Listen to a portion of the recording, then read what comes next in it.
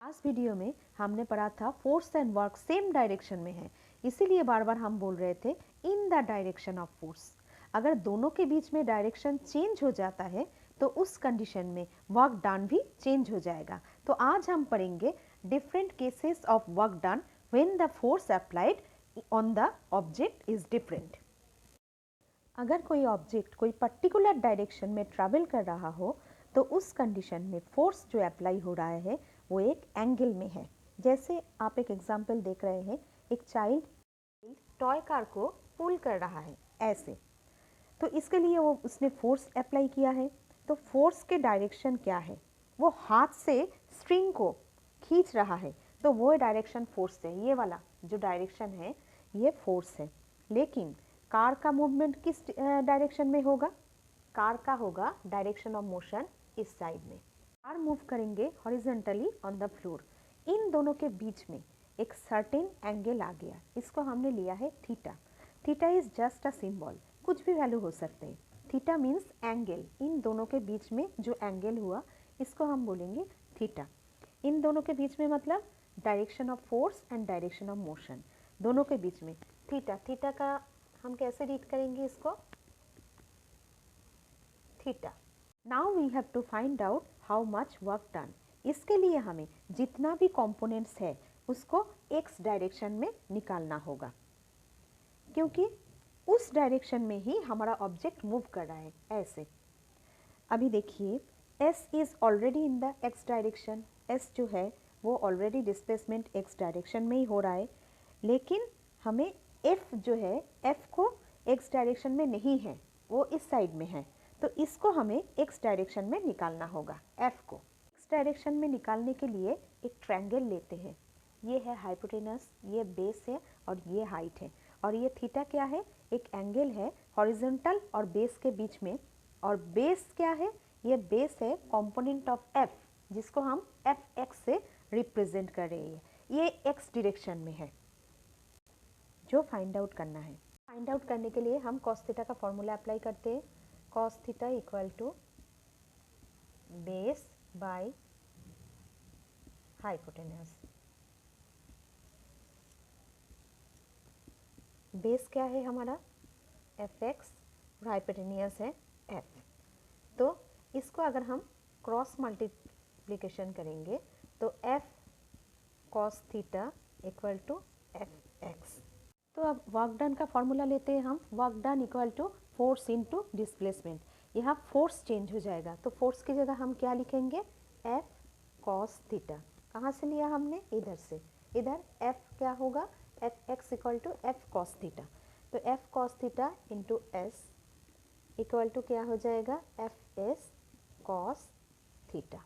जिधर W equal to होता है work done, F equal to होता है force applied, S equal to होता है डिस्टेंस मूव्ड बाय बॉडी, और theta equal to angle between the direction of force and direction of motion.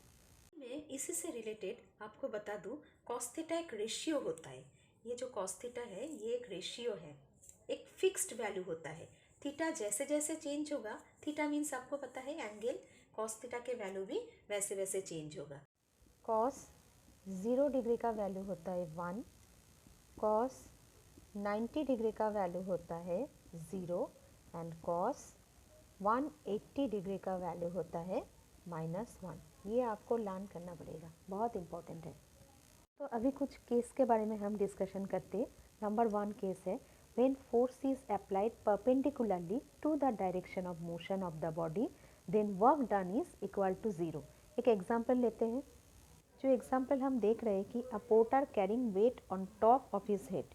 ये जो मैन है ये कैरी कर रहे हैं लोड उनके हेड के ऊपर और स्ट्रेट वे में जा रहे हैं।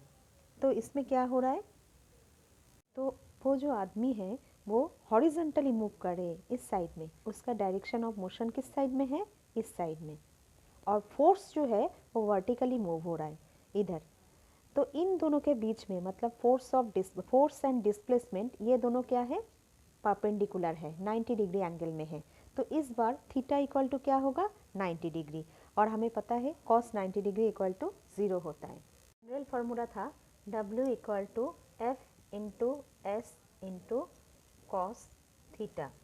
अभी हमारा इस बार कॉस थीटा मतलब थीटा का वैल्यू कितना है, cos 90 degree equal to F into S into cos 90 degree कितना होता है, कॉस 90 डिग्री का वैल्यू 0 होता है, तो इंटू 0 इक्वल टू 0 हो जाएगा, तो वर्क डन हेयर 0 हो जाएगा।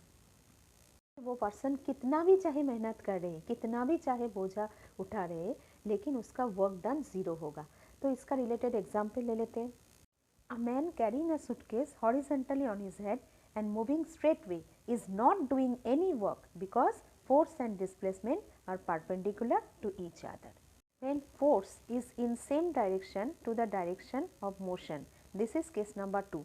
Second time में जब force और motion का direction दोनों same direction में होता है, जैसे एक body move कर रही है horizontally, इसकी direction of force as well as direction of motion दोनों ही सेम है, मतलब थीटा इक्वल टू कितना होगा, थीटा इक्वल टू 0 डिग्री होगा।